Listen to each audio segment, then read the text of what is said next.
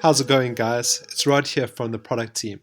Now today I would like to take you on a walkthrough of how teams work and how to best set up your team to make sure you have a smooth process when bringing on board colleagues. It's important to note how Sorted gets set up for the first time. When you first experience Sorted, you sign up and go through the registration process. Sorted sets up two boards for you, your personal board and your date view, which are both private to you. Also, during the onboarding process, you may have selected to try out one of our template boards. In this case, I tried out the financial board. Any additional boards that you add in Sorted get added under a team, and by default, the initial team that we set up for you is a team with your name, so in this case, Scott's team. So the financial board is essentially stored under the folder Scott's team. Now, if you wanted to share this board with your team members, it's probably not a good idea for the team name to be called Scott's team. You may want to rename it with the name of your company. It's also important to note that your colleagues may each have their own teams with their own names where they can add additional boards. And it's probably a good idea for you and your team to agree on a single team where all your boards are created.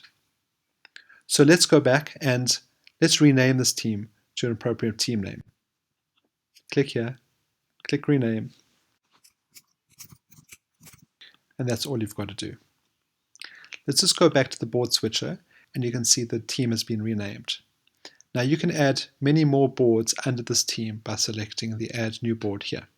It's important to note that if you have a paid account with multiple members on it, the paid account is managed under the Pop Design team.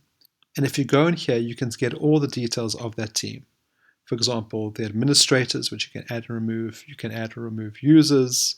You can see if you've got any power packs, like the sales power pack. And you can check on your team plan over here. Now I've switched to a totally different user's account, and this user is actually part of two teams because he's a freelancer. So you can see on his account, he's got a personal board and a date view, which are both private to him.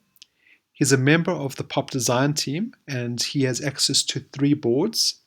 And he also has his own team under the QWERTY team, where he has a financial board. If we open the Pop Design team over here, you can see there are 3 members attached to the team, and they're all paid users.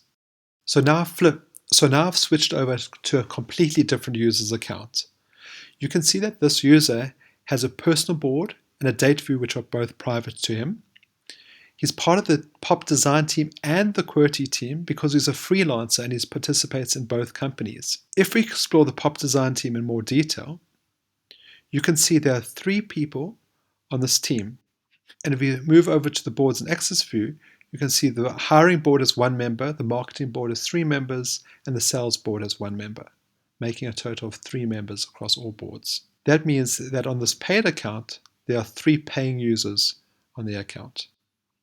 And if I go down to the QWERTY team, it's just a single board, and if we explore the team members there, and that shows just 1 user on this team. So this was an overview of how teams can be set up.